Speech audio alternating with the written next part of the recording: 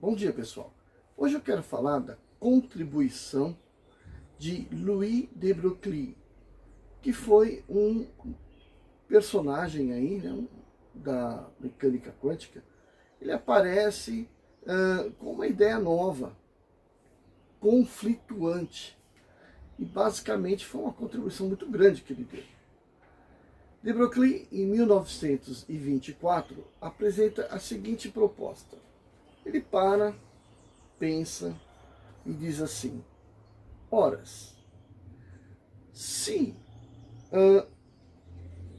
o conceito que se tinha absoluto de que a luz é uma onda eletromagnética, que foi até então recentemente colocada aí por Maxwell de uma maneira finalizadora no assunto, e pouco tempo depois veio Einstein com sua teoria do efeito fotoelétrico, que se baseia no trabalho de Planck para dizer que a luz é partícula. Então, como a gente vive nesse cenário? Uma grandeza física que até então era uma onda e se comporta como partícula. Será que aquilo que nós descobrimos aí, por exemplo, o elétron de Thomson, que é uma partícula, não possa ser também uma onda? Não possa ter um comportamento ondulatório? Então, essa pergunta foi proposta por ele no seu trabalho, e ele vai desenvolver da seguinte forma. Bom, quando o Einstein coloca que a luz é uma partícula, ele está ressuscitando, né, renascendo, aí, revivendo a ideia de Newton. Né? Newton dizia que a luz era composta por partículas que tinham quantidade de movimento. Provavelmente, Newton dava sequência no raciocínio de Galileu, que dizia o seguinte, que o calor, né, ele é oriundo do movimento. Enquanto todo mundo dizia, o calor simplesmente é um fluido, o Galileu dizia que não, que o calor era decorrente de um movimento, de partículas ou de corpos.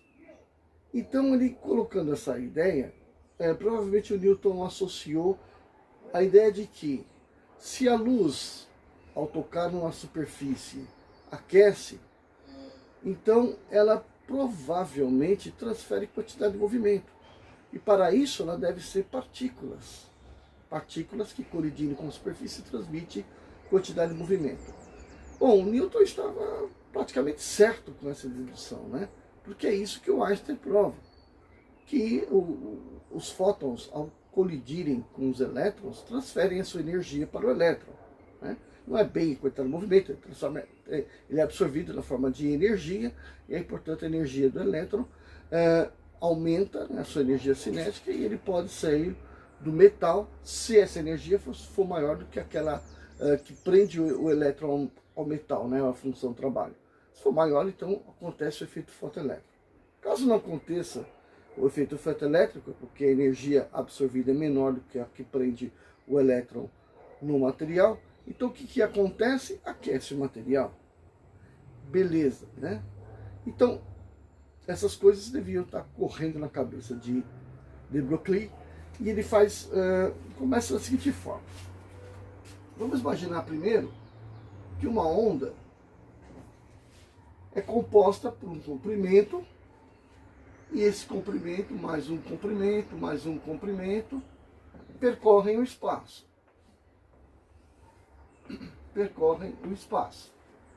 Bom, para um determinado ponto do espaço, o número desses comprimentos de onda que passa por unidade de tempo é o que a gente chama de frequência. Se eu multiplicar a frequência pelo tamanho da onda, que é o comprimento de onda, a gente vai ter uma constante, né? No caso da onda eletromagnética. Essa constante é a velocidade da luz. Tá. Bom, vamos pensar da seguinte forma. O que está por trás de tudo?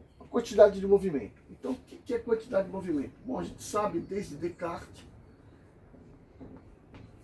que a quantidade de movimento é o produto da massa do corpo pela velocidade que ele tem. Se a velocidade dele for nula, ele estiver em repouso, então a quantidade de movimento é nula também. Agora, transferindo isso para os fótons, vamos dizer que a quantidade de movimento, ou momento dele, a gente coloca um P também para dizer, é a massa do fóton vezes a velocidade da luz. Ora, mas o Einstein falou que para chegar na velocidade da luz, o corpo não pode ter massa. Né? A massa tem que ser nula no caso. Então não dá para a gente trabalhar com a massa aí. Então vamos tirar aquela massa dali, certo? Para tirar aquela massa, vamos lembrar o seguinte. O Einstein o Einstein demonstrou que a energia é o produto da massa do corpo pelo quadrado da velocidade da luz. Ou seja, a razão entre a energia e a massa é uma constante, que é igual ao quadrado da velocidade da luz. O Planck também disse que a energia ela é o produto de uma constante, que passou a ser chamada constante de Planck, vezes a frequência com que a onda se propaga, né? A frequência da onda. Ou seja, a energia, a razão entre a energia e a frequência também é uma constante. Bom, se a energia é isso e a energia também é isso, então isso necessariamente tem que ser igual a isso. Então nós temos que mc ao quadrado é igual a constante de Planck vezes a frequência. No lugar dessa frequência, a gente vai usar o lambda, que é o comprimento de onda. Então vou passar essa frequência para cá dividindo. Ou melhor, vou passar o lambda para cá dividindo. Então no lugar da frequência, eu vou ter C dividido por lambda. E vou substituir aqui.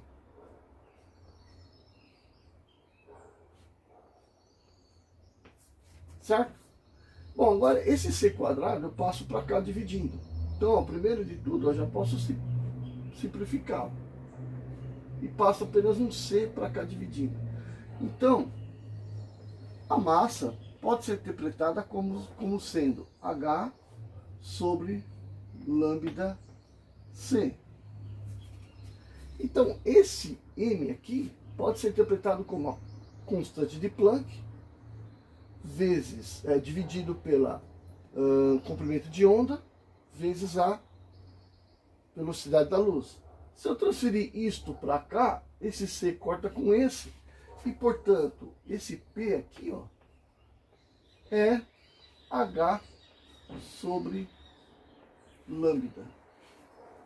Tá bom. Então eu tenho essa quantidade de movimento e essa quantidade de movimento. Vamos igualar as duas agora. mv é igual a H sobre lambda. O que caracteriza a onda é o lambda, certo? Então nós vamos passar esse lambda para cá e o mv desce dividindo. Então o comprimento de onda é a constante de Planck dividido por mv. Então aí vamos interpretar isso aqui. Se a velocidade for uma velocidade muito comum, muito baixa, né, e o corpo for um objeto macroscópico, este número aqui vai ser um número pequenininho. Aliás, vai ser um número grande, né? Então, quando você fizer essa divisão aqui, este lambda vai ser um lambda muito pequenininho, porque essa constante é 6,310 a menos 34.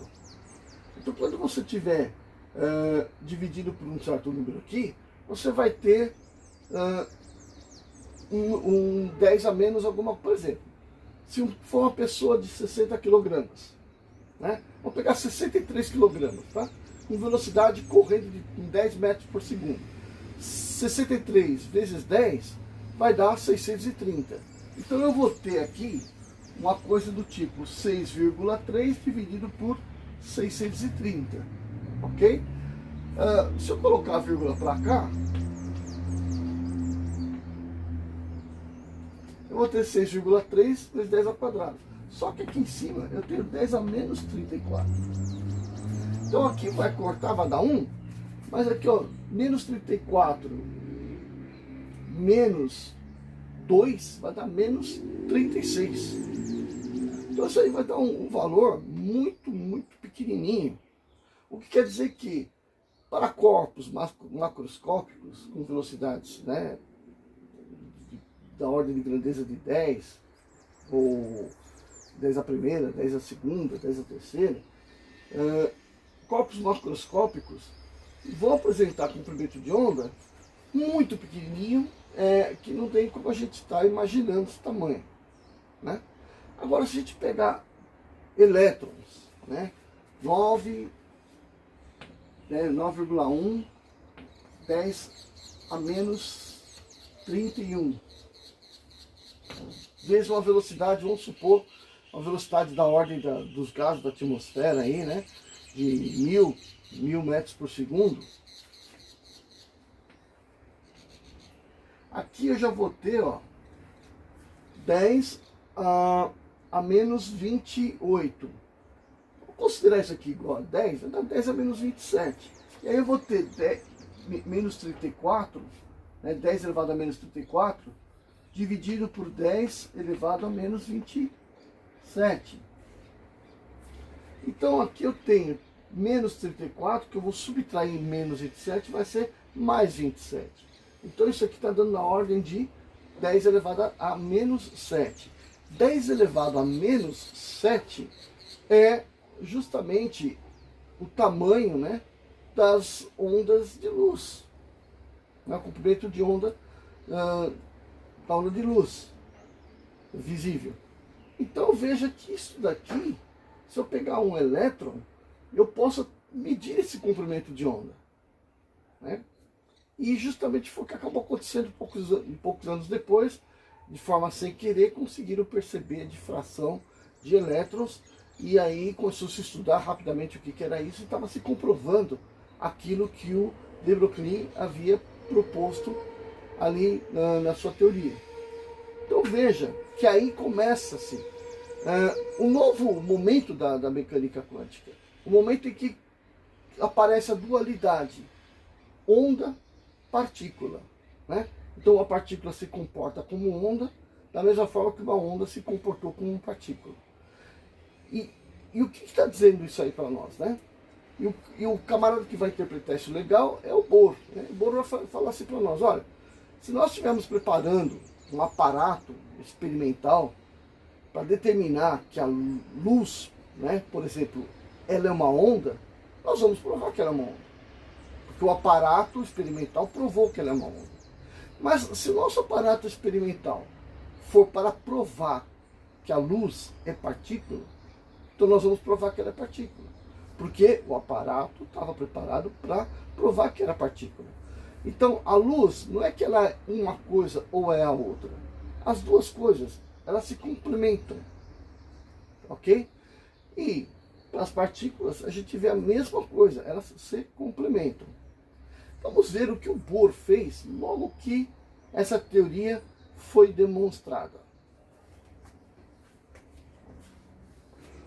Vamos ver então como é que o Bohr vai usar a teoria do de Broglie.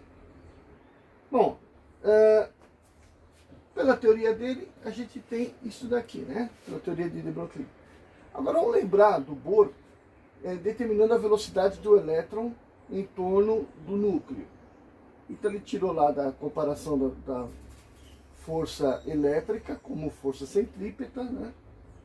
Aí V quadrado era igual a K, constante eletrostática, carga elementar ao quadrado, dividido pela massa vezes o raio. Então, tirando o quadrado disso, nós temos que a velocidade é o E ao quadrado sai fora da raiz de K sobre mr. Tá bom, então isso é a velocidade na teoria do Planck. da teoria do Bohr. Vamos pegar isso daqui e substituir no lugar desse V aqui. Então eu tenho que lambda vai ser o H, constante de Planck, dividida pela massa, M. E aqui eu vou colocar isso tudo aqui embaixo. Certo? Então, como o V está embaixo, percebe que essa raiz vai ter que estar invertida aqui em cima.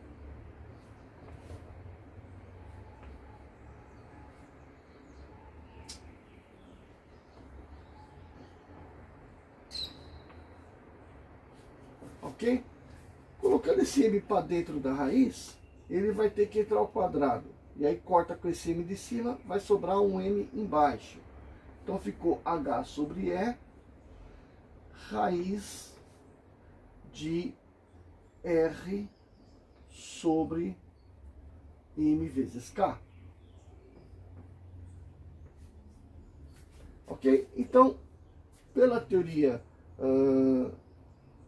de Broglie, né, aplicada à teoria do Bohr, nós temos que um comprimento de onda é isso daqui.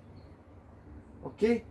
Este raio aqui, o Bohr já havia determinado, né? Então este raio, ele é 0,53 10 a menos 10 metros vezes n ao quadrado. N é um número inteiro que vai corresponder à órbita no qual o elétron se encontra. Então, para n igual a 1, 1 ao quadrado dá 1, então, portanto, ele vai estar nesta distância do núcleo, ok? Então, esse R, ele é um Rn, ok? Bom,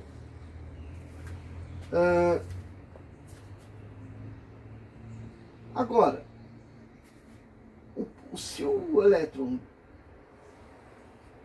está em uma órbita circular, a circunferência é 2π vezes R. Portanto, a circunferência para este raio aqui, ela é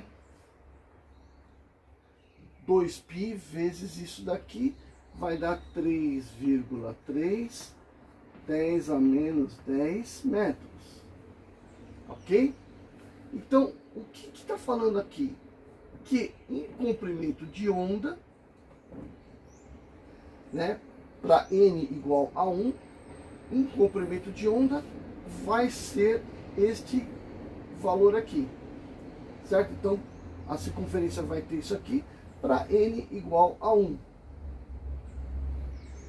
Então, para n lambdas, nós vamos ter n vezes isto daqui.